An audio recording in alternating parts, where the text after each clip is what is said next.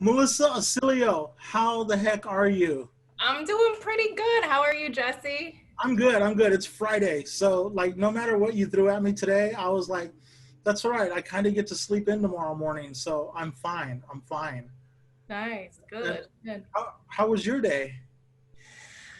My day was pretty good. It started late. Worked a full day. Didn't have any major crises happen at work, which is always good. And then I was able to go and train today Uh and huh. decompress. That's good. And now we're here. So I'd say it's a pretty awesome day so far. That's great. I wanted to talk to you for a while because I just thought that what you do is interesting, and I hate to say it for a girl, right? But it is right. It's challenging, but I kind of wanted to talk to you at that point, but then I watched like this little interview of yours that you did back in February, and then where they talked about that you had lost 72 pounds, 70 some It pounds. was, well, at that time, I think it was over 70. And since we've been in COVID, I've put some on. But yeah, it's been over 70. Yeah. What was that like? So you were boxing at one point. You were probably in really great shape, and then you stopped. And Yeah. what was it like to lose that weight? And what was the challenge? Talk to me about that because I'm going through that right now. I'm not trying to be a boxer, That's what you but said. but I'm trying to lose weight, and I've Yeah. got a lot of weight to lose. I've lost a lot so far, but anything you could tell me about that, I think How it would much, be how great. much have you lost so far? So right now I'm teetering in between 82 and 79 pounds that Oh, I've lost badass. so far, and that's in Not about easy. 18 months. No, that's about 20 months. I'm trying to do. My goal is to be able to say that I lost 100 pounds in 2 years. Wow. So I'm about 20 pounds shy of that goal right now, but I have until December. But what was it like for you to finally reach a point where the weight started to go down instead of up? Yeah. Well, um, I was a chubby kid. I've always battled with my weight. And actually always battled with depression and kind of had peaks and valleys in life. And it's I've been really impacted by it. I When I was younger, I dropped out of high school because it really impaired, my functioning. But I um, I ended up, I think it was 2014, and I was 33, 34. And I remember stepping on the scale and I was at about 220. And I just realized like I was so miserable, and I hit a real low, and I knew that I needed to do something drastic, and I needed to do something very different than what I had been doing. So I really stepped back and like took a honest look at my life and how I was living and the things I was doing.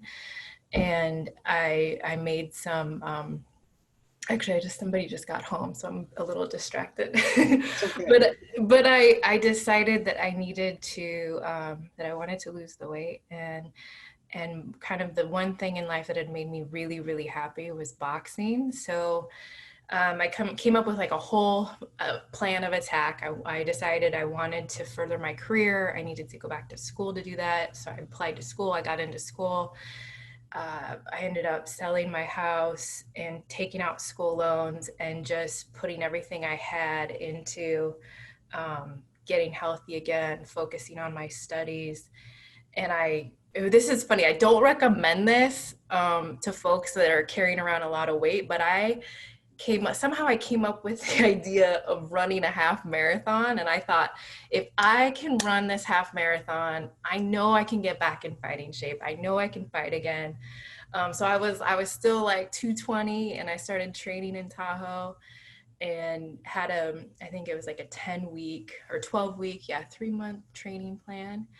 And I did my half marathon. It took me like 3 hours and 9 minutes.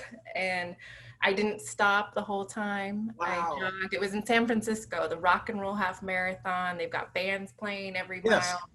And I remember going, it was like mile 7 or 8, and I was running across the Golden Gate Bridge, and like tears were just flowing, and I was Oh my God, listening you to my almost made me cry right there. and I was listening to my you've got your music queued up, and you're just kind of I'm like a prolific daydreamer, so I'm like daydreaming about this life of being like a fighter, and I'm like crying, and then after that it was like I was like, you know what? I got this. And I was quiet about it because, when you have a certain kind of body shape and you're, feminine, like I knew I didn't want to feel or hear people's judgment. So I just quietly, it didn't take me in 20 months. I didn't lose 82 pounds like you did. It took me like, shoot, 3 years to lose maybe 50 of it. But I started competing again. And, um, and then, you know, got, my goal was to get to Olympic trials, and I made it to our Olympic qualifiers, which is the tournament that you go to earn a spot at Olympic trials. And I was completely stopped at the qualifiers by a really talented fighter who I actually am hoping to rematch before she turns pro. But I did it, and I've been doing it. And then, COVID hit, but the weight loss journey is it's ongoing. There's a lot of I think emotional reasons why I eat. I grew up, I'm half Italian, and so in our family, every celebration, coming together as a family, anything we did for fun, it seemed to always involve food. Yeah. So I think, and I loved, as a family, kind of one of the ways in which we showed we loved each other was through cooking. And so there's these very real healthy, connections I have with food, but then also this other side that's very, pleasure seeking, where you want to feel better. So you go through the drive-through or a couple of drive-throughs, or have what I call like a dessert buffet. Like I love sweets. Right now in COVID with the weight loss, I'm giving myself grace. I put on like the COVID 15, then the COVID 20, and now I'm coming back from it. But it's just been about, commitment I've made to myself. I want to be healthy. I'm not focused on a number. Okay. That's great. I'm focused on health. So I don't know kind of what prompted you, but man, 82 pounds in 20 months, that is hard work. So I know you've got a story there too. What prompted me is like, I just like every night when I would go to bed, I would be like, I don't want to die. Like, that's what it really was. It's like, I, I, I told a friend of mine, and I think I told my family, or like some close family. I'm really close with a lot of my family members, and I have a lot of really close friends. And when they would talk to me about like, about the weight, because it's always been an issue. Maybe it was about 5 years ago when I started like telling my best friends, I was like, you don't see old fat people. Oh, it's true. You just don't, That's right? true. Yeah. Like you see old short people, you see old tall people, you see old mean people, you see old sad people, old happy people. Butchy old people. Oh yeah, but you don't see old fat But people. that's true. Were you starting to experience some health issues? Oh, I think I was going through a phase where like every 2 to 3 years, like there was like a hernia, something, a bad knee, and something would sideline me, and it would always be like, I've always worked in tech, so in tech and in help support, we're always looking for the root cause analysis, Mm-hmm. like what Mm-hmm. is let's not just fix the issue, let's get to the root of the issue and fix that. And so anytime even when I would get like a serious cold or the flu, you know, uh, if I examined like what it is that made me get this sick or feel this horrible, it was like the root of it was The the weight. weight. Yeah, Yeah. yeah. Yeah. So I was having like high cholesterol, and I was, the doctors were starting to talk to me about, like, hey, you're kind of uh your body mass index, you're getting to the point where you're obese, yeah, and and then you hear that word and you're like, what'd you call me? yeah, Because in my mind I always see myself as an athlete, and I oh would always wow. talk about boxing because I did it when I was younger, and um, I never, when I was that heavy, I never saw it, but I was, yeah, the health issues were starting to become real. I think, well, yeah. I think to go back to your original question, like, was there a health issue? Yeah, I think. So my family has always struggled. Well, let's just say it. Mexicans have always struggled with diabetes. Mm. And so every time I would go to the doctor, which wasn't a lot because I just avoided the doctor because I was like, they ain't got nothing good for me to say, they would always be like, let's check to see. And I was never diabetic. I would always come close. I was always coming close to diabetic, but it finally reached the point where they put me on meds for diabetes. Oh, wow. And I was like, I was upset with myself. I was upset with the doctor. And I remember like calling my doctor like 2 to 3 weeks later and telling her, I don't like these meds. They give me a headache. And she's like, well, lose some weight and you won't have to take the meds. And I was like, well played. Okay. I was like, okay, Yeah. I well, had I had a hard time with doctors like that. I had one doctor that was put me through a fitness test, uh-huh, and I remember I was supposed to hold a plank, and I could not hold a plank for, more than, I don't 15, 20, something ridiculous, 10 seconds at a time. uh-huh. It's like most adults can hold this for, 60 seconds. Yeah. You're holding it for 15. And the way she said it was just very cold, and like she was kind of like, get your shit together. It was just Yeah. okay.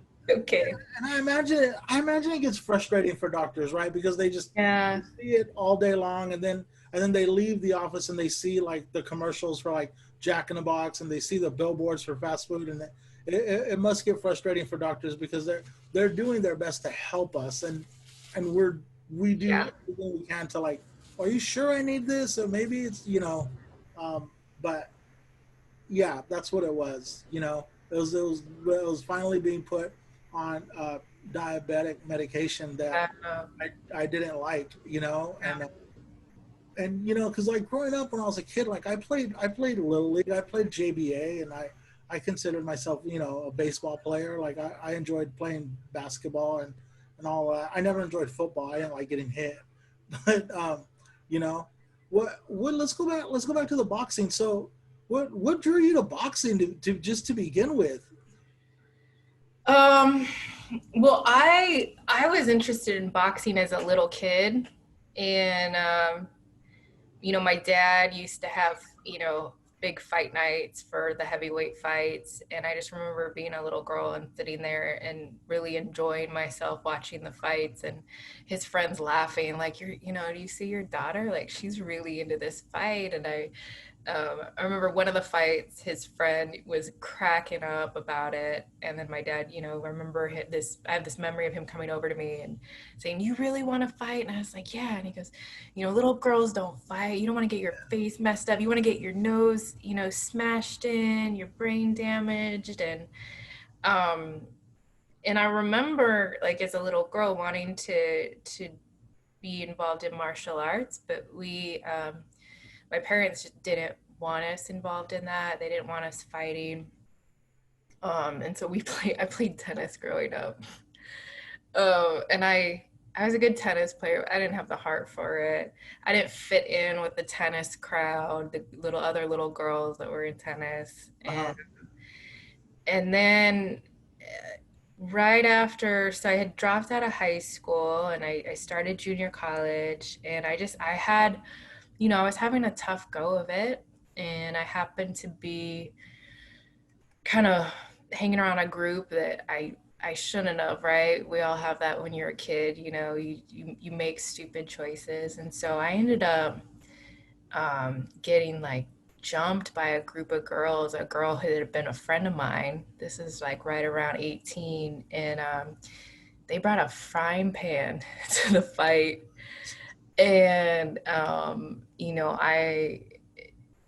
I had actually got that damn frying pan right away from him, but got knocked out. And when I woke up, and that was the first time I had ever been in a fight, and it was pretty wild because there were it was 3 versus 1, and I like woke up and I'm at the stoop of my stairs and I've got this like cut. I got this cut right here, or this scar that looks like I fell off the bunk beds when I was a kid, but it's actually from that frying pan. And this was like splayed open, and then my blonde hair was all bloody, and there was like blood on the walls.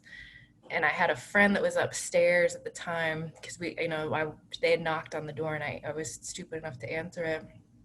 And she was terrified, and um, after that, I just, I kind of froze in that situation. Like I didn't fight back. And then, I had a lot of, when you feel like someone and you're friends with someone and experience that type of, violence between somebody that you thought, um, you know, was there for you, respected you, knew who you were.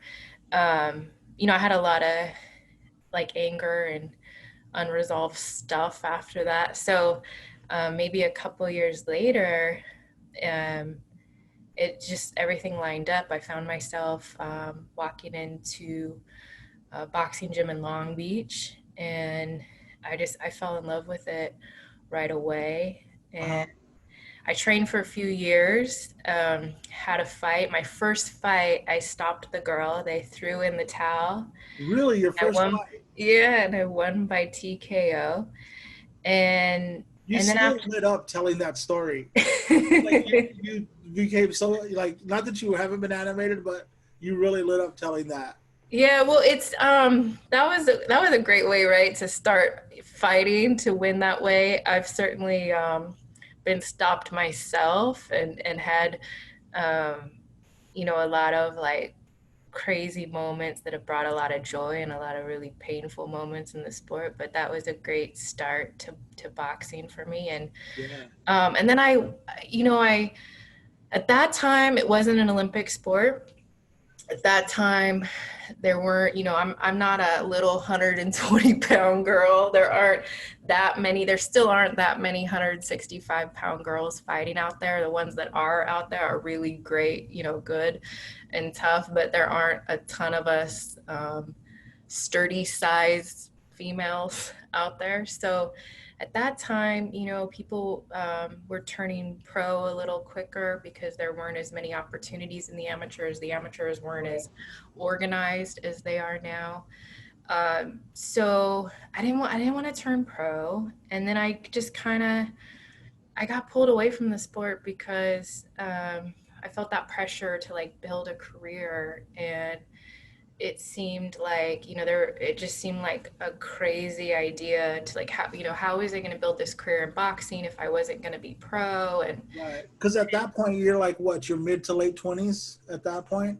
at that point um I was my mid 20s. Yeah, Yeah. mid So 20s. that's So right I about the time where you're like, what am I gonna do? Yeah, that's right about yeah.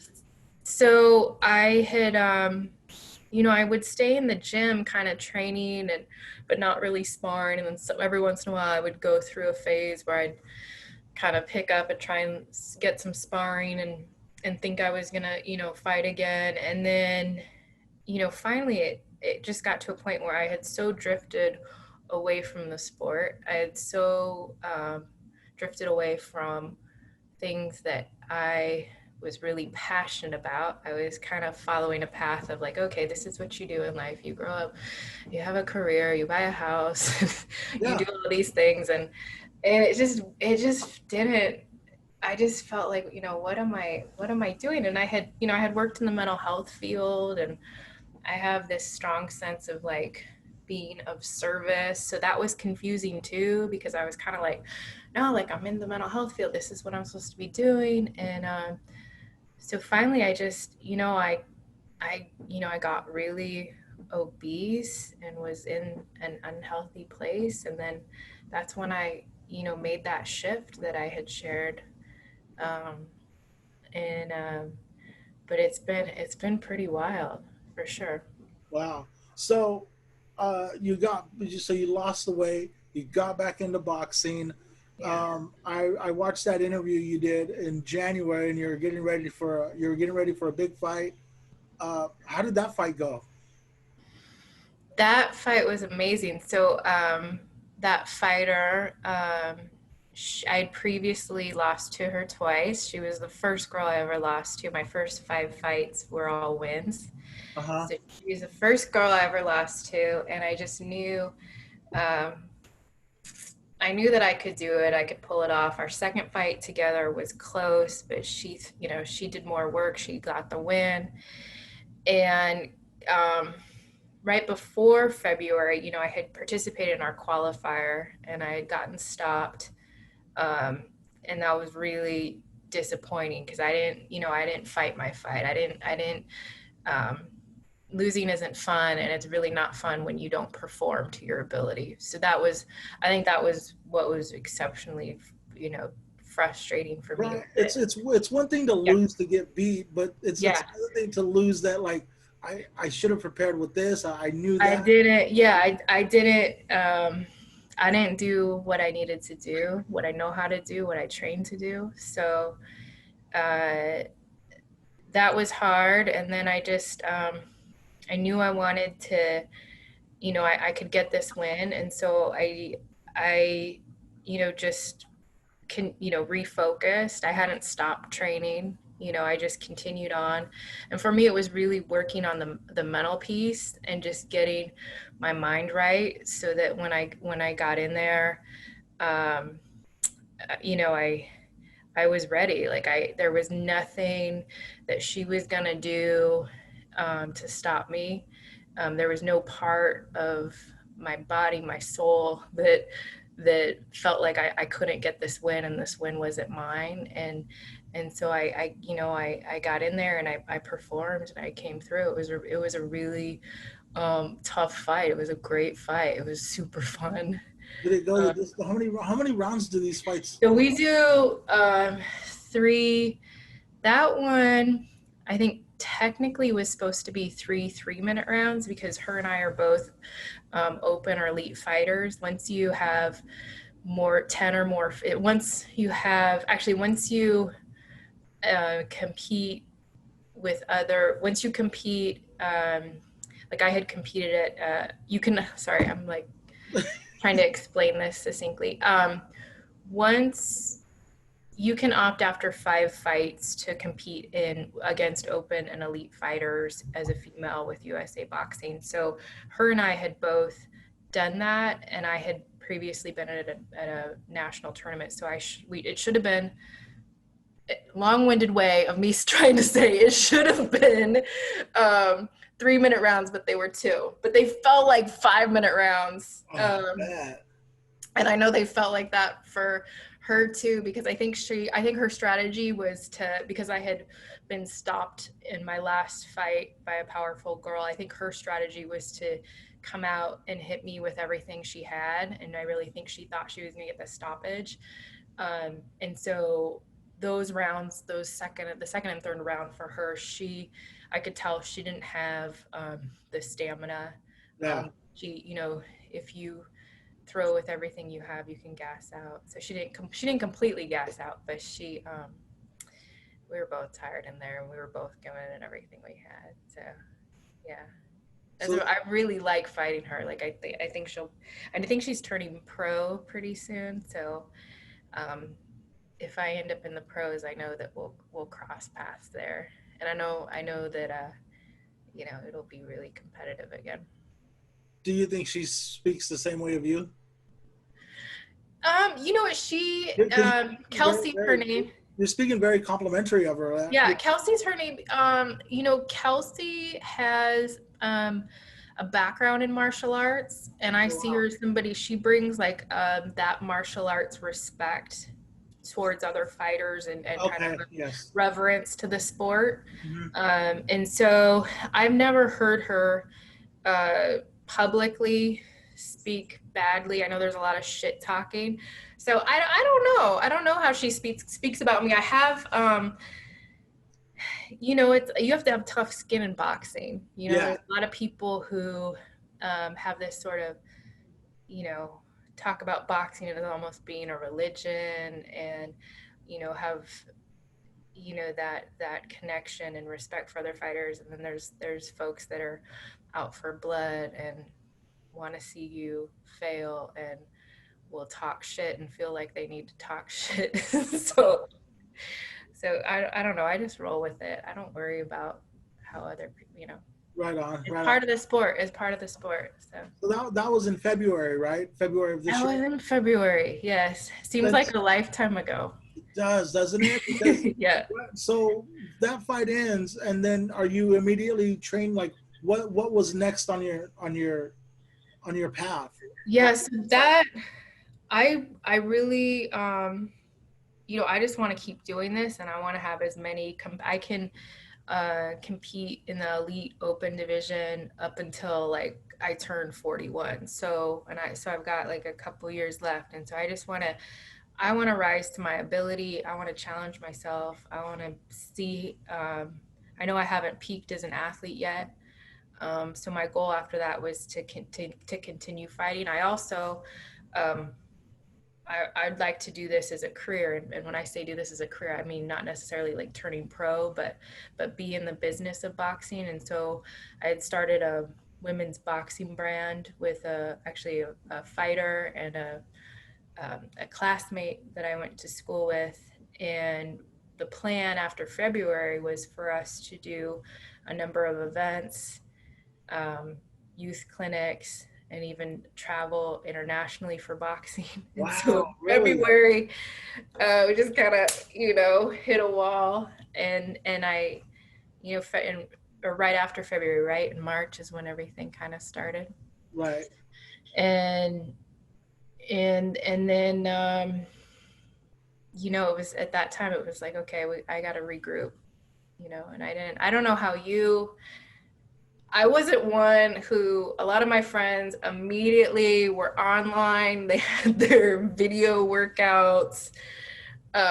They were resilient from day one, and that wasn't the case for me. I there was like a good month where I feel like I just zoned out and like stared at the wall, like really, like I knew, like I'm kind of a hippie. Like fundamentally, I think that like this is all part of a master plan, but and this is somehow preparing me for something, but better. It's making me stronger. I'm gonna grow from it. It's challenging me. It's an opportunity. Crisis is opportunity. These are all things I believe. Um, but but yeah, for like a good 2 months, I was staring at the walls. Really? So when COVID hit, were you still able to keep training? I was I had so I was still able to train in what now a former coach's garage, and then I had also been strength training, and that those gyms closed. Okay.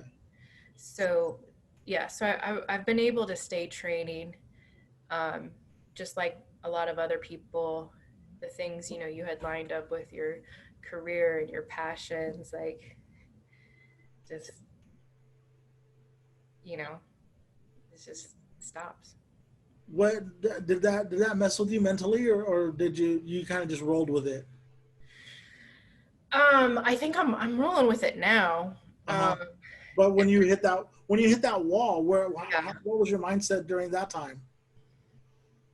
I'm pretty good. I've throughout my life have kind of ridden like the peaks and valleys of depression. It's something I've managed throughout my life. It's something that's in our family. I have a father with that manages his own bipolar disorder. So I kind of knew what was starting to happen with me, and I knew as a former mental health worker at that time, I actually was like, okay, what did I used to do with my really depressed Wow. Uh-huh. consumers? Like what are the tools I would use? Like how did I get them out of this? And so I started just I started off with like really creating a routine for myself, coming up with the things I could really control on a daily basis, thinking about what were the things that were bringing me joy.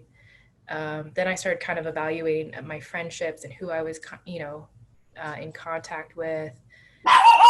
Started, That's my dog. My roommate came in too, so I have people here oh, too. that's funny. That's Yeah. funny. And I just came up with a plan of attack. And I also realized, okay, um, this isn't something that's going to go away in 6 months. And I had been working like a part-time job as I was launching Revel Heart, as I was working on other boxing projects. So I realized, I was like, okay, I need, um, we could be like 2 years before things are back to normal.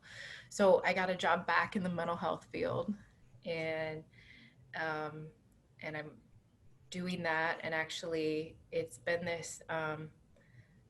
a big surprise to me how well I've adjusted with and kind of found not a completely new path, but I think there's some opportunities within the mental health field where I can merge my love for boxing. I was just And thinking that. Yeah. yeah, yeah. And, because we talk about boxing being a therapy, and it's interesting because right off the bat on my caseload, I kept getting kids with aggression issues, kids physically acting out, kids, and I thought, like, and some of the kiddos on my caseload, that I was transferred, one of the things the team had given them was like one of their coping skills was having a bag at the house that they could punch. And so, um, I think it's really interesting that I've ended up back in the field, and I am now plotting to do something with Does, boxing. And does the hippie in you say that this is where you're supposed to be right now, and oh, totally. this is what you're supposed to Yeah. be leaning into it? Yep. Yeah. 100%. It feels like, this is tied to my purpose, and this is like really how I can be like of service to others. And so it just and I think that, it feels good. Like if you can't help yourself, or if you're going through something, just to like feel like, okay, I'm making an impact. Like, okay, and I work as part of a team of really talented people.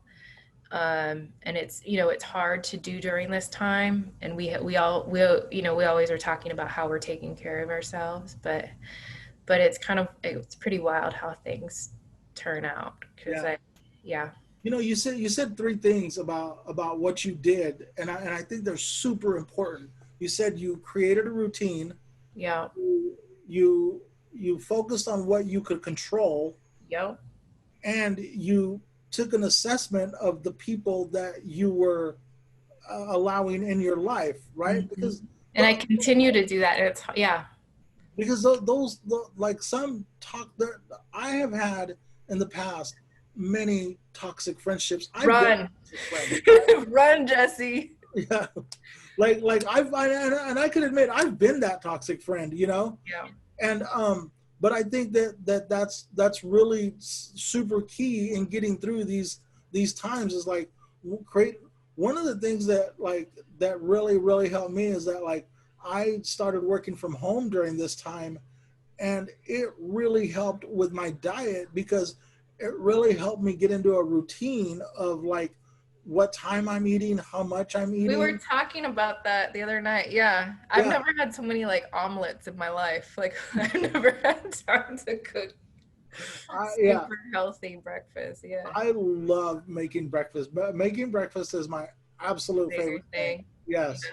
Yeah, I love making breakfast, and I love cooking in general. But you know what? Going back to, I want to touch on this because we're talking about cooking, and you were saying how food was such a big part of your family life. Oh yeah.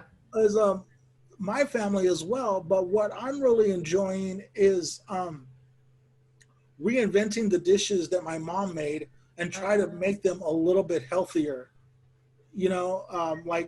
blike my mom used to make just the best chicken, but she would fry it in the pan with oil. And now, like, I'm cooking it in the Instapot, and but I used to, the favorite dish that my mom would like, my mom's favorite dish, like when mom would say, it's your birthday, what do you want for dinner? I would always pick mole. I love Oh, mole. yummy. And I'm figuring out how to make mole with white rice instead of Spanish rice, and I'm cooking the chicken in the Instapot versus cooking it, versus frying it, and I'm just learning these different ways of like how to make these meals that comforted me as a child, right? That are But really healthy. I've don't, been doing something similar. Like I really like cooking lasagna, which is so fatty, right? So terrible. yeah, how are you fixing that? Yeah, so I've been doing that with like more like fresh veggies in it. And so not I haven't been doing like my cream-based like spinach lasagna, but doing, fresh grilled veggies in it. And then also um using experimenting with like protein pastas and trying to still enjoy cooking, but don't make the default uh comfort foods, right? Yeah, Yeah. yeah, And that's where I'm going with that. Yes. yeah, and I I don't know why I did this for like the first couple months of COVID. I just like had to have like I was baking brownies constantly. Not a bad thing. So stupid. So and I think, yeah, I was very basic in that way. I think there were a lot of I people. went through a comfort food. I went through a COVID phase where I was making I was making breakfast every morning, but I was making biscuits. Those Oh my my God, mom like used to always biscuits make and the gravy. no, no, I didn't get that bad, but my mom used to always do those blueberry, no, well, Pillsbury, those Pillsbury biscuits in the blue can, and like the thick fluffy Those are ones, really good. and Those are and good. I could eat a couple cans of those. I went through a phase where I was buying cans of those at Trader Joe's, and there would be six in every can, and I would have three 2 days in a row, and then I would wonder why I wasn't losing any weight, you know. Yeah. Yeah, I But don't know how I gained 20 pounds during COVID. yeah, yeah, and I was doing them with bacon, but I was doing it Yes, because it was just like mom made, that's good. and it was very comforting at the beginning of COVID when I was convinced that I was going to get COVID and die because I was fat.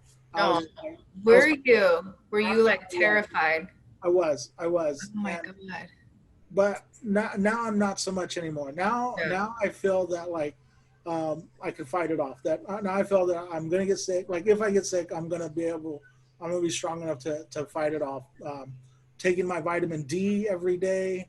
What I take? I take an omega 3. I take a B12. I take a vitamin D3, and I take a vitamin C. I also have my vitamins over here um, every day, and I mean, I'm still huge, right? But I feel great right now, Good. and I'm not any more afraid than I think the average American, Mhm. of what's happening right I now. was really, yeah, I was really worried about my parents. And then when I hit that wall, I was kind of like, whatever happens, take me. If you gotta take me, like I just was like, um, kind of just out of it. But yeah, I was really worried about for my mom and my dad. And my dad's had sort of like 9 lives with a number of health issues, and he had a pulmonary embolism maybe 5 years ago, and we were called in and kind of told he had a 50-50 shot of making it, and so he still to this day has those blood clots that are in his lungs, Oh wow. and so yeah, if it's still really risky if he were to get COVID. Yeah. Yeah. Let's talk about your boxing line. I keep forgetting if it's Revel Heart or Rebel Heart. What Revel, it sounds like rebel. So Revel Heart, Revel Heart? Tell me all about referring to Revel Heart. the revolutionary love that you really feel when you're connected with your passions in life and really like on your path of truth is kind of where that name came from. That isn't just me. It also is behind that's a woman named Victoria Gordon, who is the first woman I ever sparred. I met her about, gosh, 18, 19 years ago in Long Beach at Westminster Boxing Gym, DG Boxing. And then uh, a gentleman named Vu Trin, who's a research scientist out of UC Davis that I met when Wow. I was in school there. So um, we've developed a line of women's gloves that are specially fit for women's hands. And behind that is a real mission to also grow the sport for women. And we do that. Um, Currently, we had been doing that through some girls' events that we were planning to grow this year. And then we have, we're self-funded, um, and we have some friends and family that have, helped us get started. But um, we don't have any big money just yet, but we have a lot of big plans and have been making inroads in the sport, and so are looking to continue moving forward with that, sponsor some athletes, and then continue to have some innovative events and just do some fun things. We this last year we're at the California Democratic Convention with Planned Parenthood's after party, supporting them. The governor was there, and it was really cool to be there, um, and support them, and just kind of, women's sports are really tied to the women's movement and everything Yeah. that's been going on with the challenges to Roe versus Wade. Um, it was just for us like a real signpost, like this is okay, this is where we belong, and a sign to keep going, Yeah. with Again, what we're building out. you found yourself where you needed to be, right? Yeah, and then we also um, we partnered with a woman running for office down in San Diego, did an event with her, um, and had some plans this year to continue on with our events, and we're regrouping and kind of coming up with our next steps kind of right now. So So where's boxing right now? Are they allowing events to happen, or are events? yeah, so I compete in the amateurs through USA Boxing, and USA Boxing has a plan, a phased plan based on kind of states' restrictions Okay. and current status with COVID. So they're doing kind of like test boxing events where there aren't any spectators. There's um, protocols with COVID, with testing, um, and they're adhering as best they can to social distancing, wearing masks, up until of course you get into competition.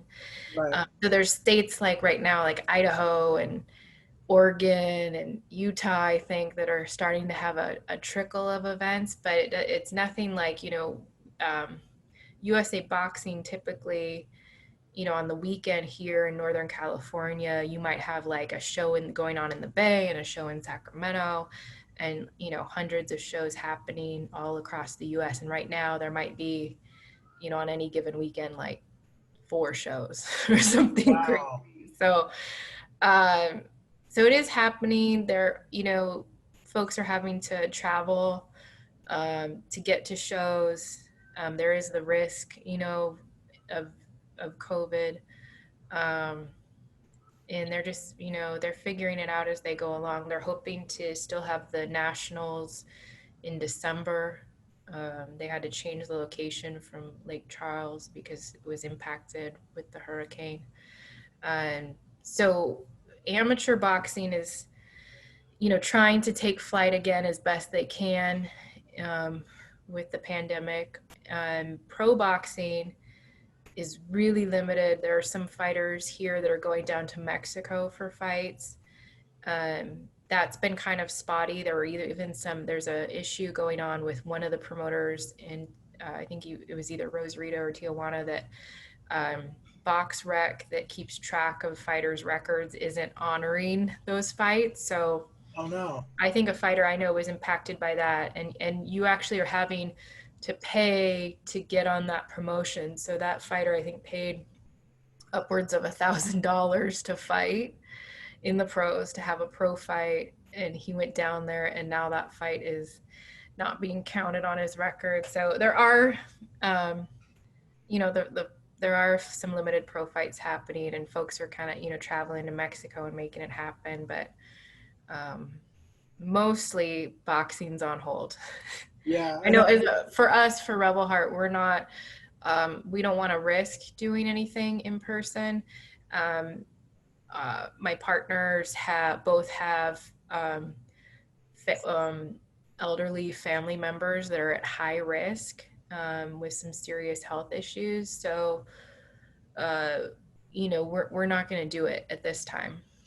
right. Yeah. Yeah, I mean that sounds like the smart thing to do because I mean, boxing has been there for you your whole life, right? It was there when you in your 20s, and it waited for you, right? You went away from it, and you. Kind of. It's bitter. I mean, it's bittersweet, right? Like I'm not 25, and um, I can only compete for a limited time. The window's still open, but it's I don't have 10 years ahead of me. So, Yeah, that's how I feel with comedy. That's how I do feel. you? I feel Yeah. like you can be a comedian at any age. Are Well, there you are there can, like are they ageist with like you Betty can, White? but there's comics that I really admire, right? Who are like in their 50s and Yeah. they've been doing it for 25 years, 30 years, and they talk about just like having grown up as a comic, like being an 18-year-old comic and being a 19-year-old comic and being a 25-year-old comic, and just how their whole life evolved around comedy. And I was always like kind of like the funny guy in the group, but I was never brave enough to get up and try to do comedy until just until I reached the point and I was like, it's kind of now or never. That's uh, how I felt with boxing. yeah, that's great. We're both not 24, and we're taking on these two different worlds where that are. Crazy ass worlds. It's crazy. So What you've been doing comedy for 2 years. September 30th would have been my 2-year anniversary. Yes. Um, 2 years. Before that, I did a lot of improv, but improv's a lot different. I would be so weird in improv. You think so? I think like I'm not like the cool kid, and yeah, I think I would just really embarrass myself at improv. The thing about I think improv. I'd make everybody uncomfortable in improv. No, no. Here's the thing about improv. One of the ongoing themes of improv, like within the community of improv, is I got your back. Me, Oh, see, I didn't know meaning, that. I thought it yeah, was like, hey, we're all here, no, it's like and I got your back. As a matter this of is fact, the weird thing I'm saying, and you're no, gonna think of something really witty to retort. it And is that, but there's like this tradition of like whenever an improv team is getting ready to go out on stage, everyone reassures one another with a pat on the back saying, I got your back, regardless of. So when you go that's out so there, nice. no matter of what you do, like how you're saying, I don't know what I'm going to say, I might say something the weirdest, dumbest. Totally, You might say that, but the I person will. the person next to you has promised to, whatever you say, they're going to try to They're make gonna go with it. they're going to go with Can it. you like get fired from your improv troupe? Like, what if you just No, like but how does that work? but Like you can get Jesse, like what if you have just a mediocre run? you can get coached after your performance. Oh, No, oh, and like, so I studied at the Sacramento Comedy Spot, and okay. like I took improv 101, 201, 301, and I took them each a couple of times. And after class and after performances, there is always someone willing to give you advice on what you did.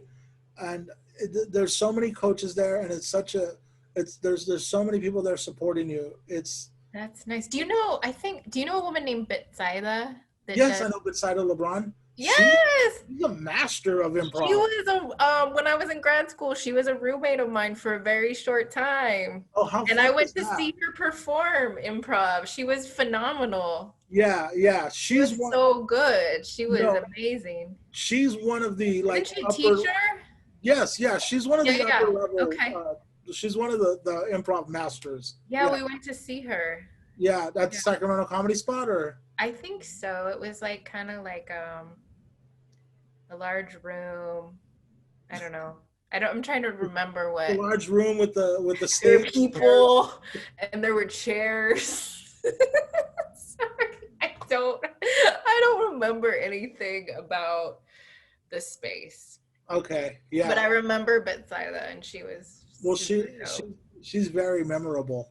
She Yeah, definitely she's is. so good. Oh, Yeah, that's cool. Okay, so you can get coached and make it through it. yeah. And a lot of they even offer like improv workshops like for work, like as a team building I've exercise, seen that. Yeah. and it Yeah. really helps with your public speaking. Because a lot of people are terrified to speak in public. So I am one of those people. really, Yeah.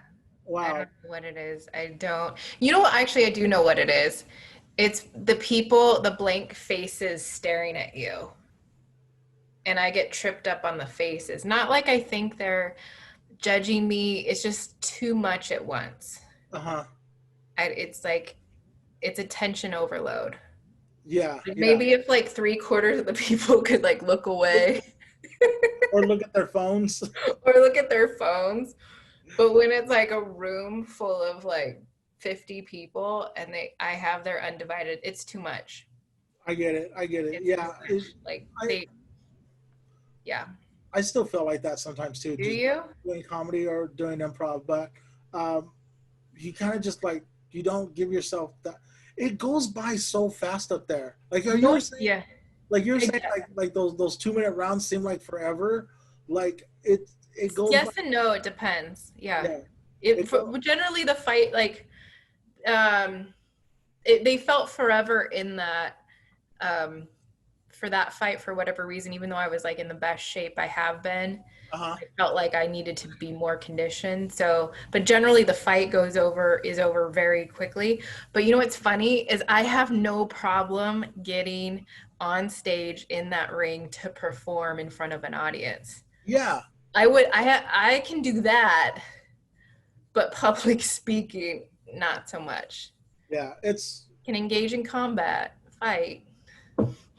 but you don't want to talk. I don't want to talk. I have a hard time even like getting out to promote my own business. Even this is so funny. Even tonight, I was super nervous coming on here. Isn't that funny?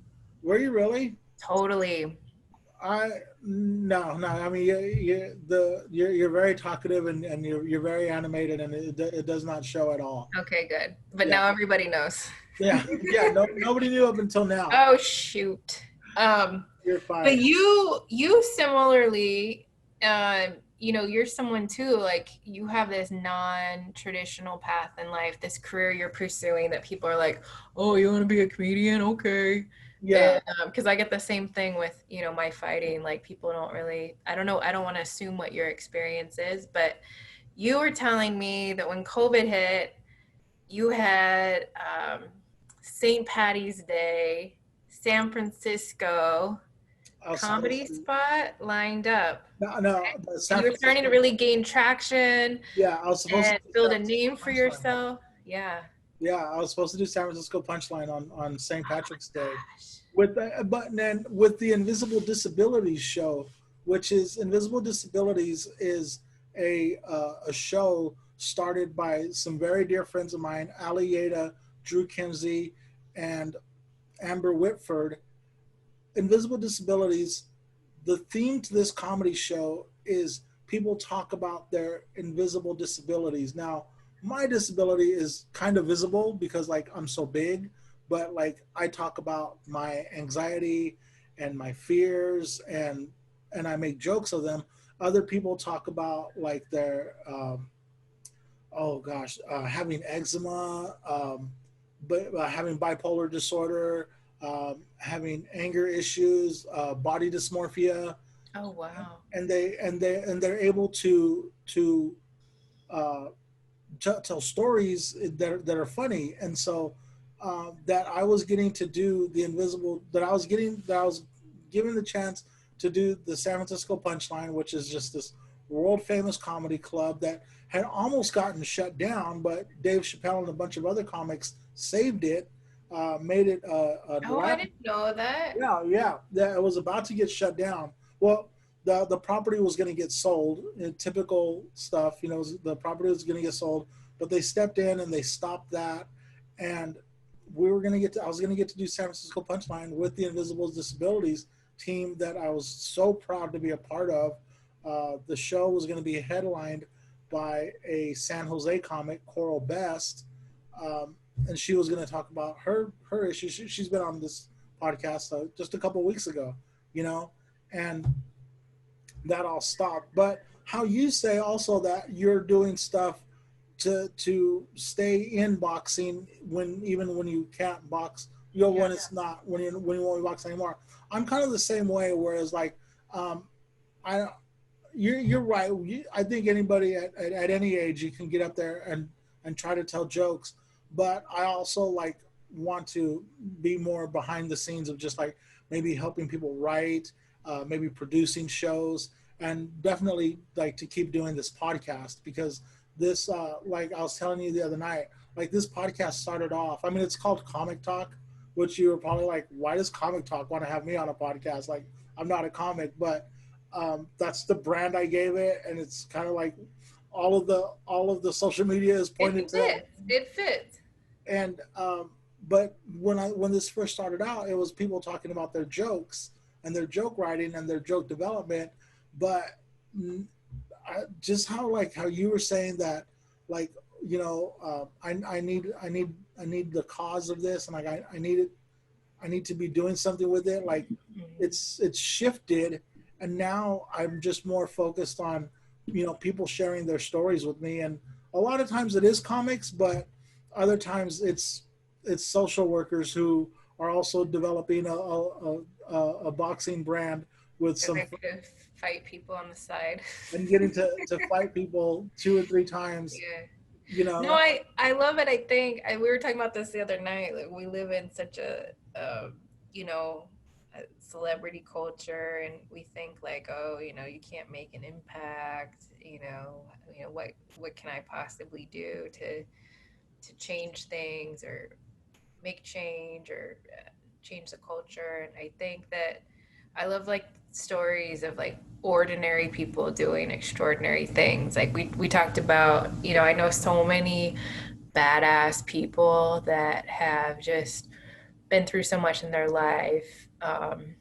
And you can learn so much from them. And so it's just interesting to me, I think. Like I'm somebody that's very much more fascinated by people than things. And so I love what you're doing and kind of what you're unpacking and just kind of like having the conversation, like how are you doing and what are you doing right now? And I think we're all kind of in that space where you're kind of forced to kind of sit back and think about your life, and you're having to do it because some major things have changed. And it's just it's a fun project. I mean, it's more than a project, right? But it's pretty cool with what you're doing. Thank you, thank you, Yeah. and you're doing the same thing, and one of the reasons that I wanted to talk to you is like I have um, I have young nieces who are like junior high and high school, and they're doing things that I think are amazing, and I think that they they need role models, just like all these young men have role models. Like these young men grew up, watching Jerry Rice, and never there was never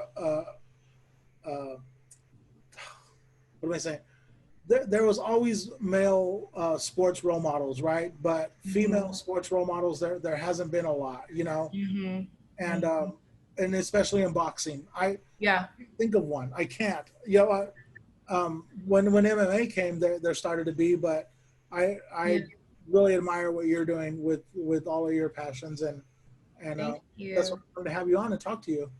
Thank you. Yeah, I think that like women's sports get 3% of the coverage of sports in total. Wow. And yeah, and media is also run by men.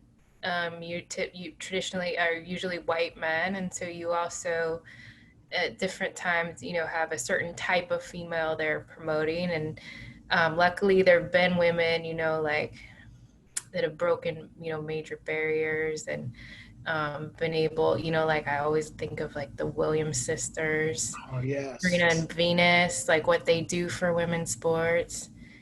And I think that we need, more women athletes that are covered, that are, their stories are told in like the complexity that they exist, that they're more than just kind of like when I'm thinking of fighting, I think oftentimes fighters feel pressure to develop like a persona, like a foxy fighter babe. We talk a lot about marketability. And so boxing in particular is this real uncharted territory for women when it comes to, like how we're being promoted. I think that there's some real opportunities, and in the past, maybe there have been women that have been given more opportunities based on, some of their looks rather than their merit and ability. And so that's one of the things, my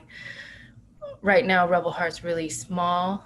But one of the cool things about starting your own business or starting your own anything is that, you get to put the stories out there, the images out there. And, um, you know, my partners are both, people of color, Black woman, Vietnamese man. And so we talk a lot about, as we're building out, what stories, who do we want to showcase, so that we get those images out there, and we kind of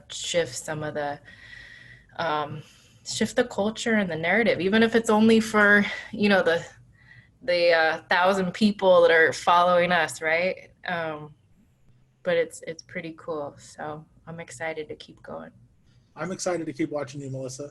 Thank you so much for coming. Likewise, Thank you likewise. I'm so much for excited to coming see on the what you do. podcast. Thank you so much for And having me. we'll see you down the road. And when all this is behind us, I am looking forward to coming to one of your fights, and I'm going to cheer for you. And I hope you will return the favor and come to. I absolutely, the first show that can have a real audience again, and I will be there. No, And I won't be like a weirdo in the audience, like I absolutely believe you. doing anything strange. There's all, because there's always that one guy, right, that thinks he's funnier than the comic on stage, and he's got to like Always. yell something like, Yeah, yeah, oh always, my always. gosh, how do you even handle that? You know what? I was at a What do you point. do when you have, what do you call them? Like just hecklers, Yeah, or they're hecklers. they're hecklers, right? What do Yeah, you do? Do you have like a heckler toolbox, like things you're ready no, to, you no, don't? because Because I always thought, because so many of the comics I see are just like ready to go, and yeah, like yeah, because that's happened to them hundreds and all the hundreds of time. times. Yeah. Yeah. What do Uh, you do? What's your process with a heckler?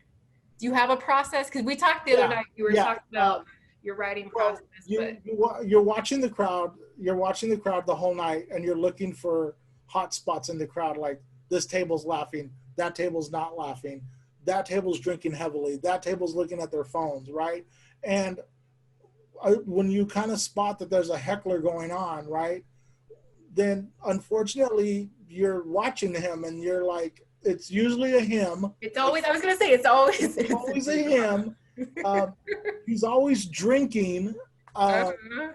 and he's always got like at least one person with him that's like has this look on Annoyed. their face of like, please Oh shut up. my god. Oh my god. So you start looking for things to pick them apart, like Oh their no. their haircut or their look, like because it's going to come down to you against them, right? That Yeah. he steps to me, we're going to have to If go, yeah, you got to be ready. and I hate to Oh, make fun of the fact that he's a drunk or that he's got a messed up haircut or that you know what I'm saying, but I can't let him win.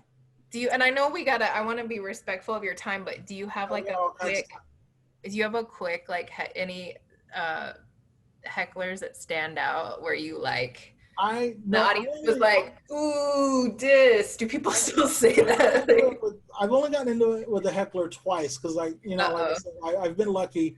Well, and my favorite time, well, the time that I felt that I did good is that there was this group of kids at a bar one night, and they were like wearing Misfits.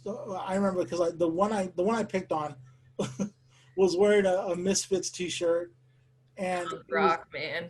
he was being obnoxious, and Because he was punk. yeah, and he said something, and I went back at him and I said, "Name two Misfits albums." Oh, And he's like, and I was like, "Exactly, shut up." And then he said something else, and I was like, "Name one Danzig record and not the live one." And I was like, "You can't because you're a poser. You're fake. Everything about you." oh, So, but like I said, like I knew that he was. Once I knew that he it. might be a threat to my set, I started like dissecting him and like, what is it about him that I could tear down? Poser, you knew right away. Your Yeah, shirt, you need to return your shirt from Hot Topic, sir. yeah. I, I was gonna age myself and say take that shirt back to Sam Goody, but Oh shoot, Sam Goody, the music store. yeah, yeah. But it was definitely a Hot Topic shirt, Yeah, not a yeah, it was Sam Hot Goody shirt. Topic. Yeah, Isn't that funny? Hot Topic still around? yeah. Well, Melissa, let's wrap it up, and Yeah, we'll end the podcast here. I really appreciate it, and we will see you down the road. absolutely. To be continued. Okay, thank you. Thank you.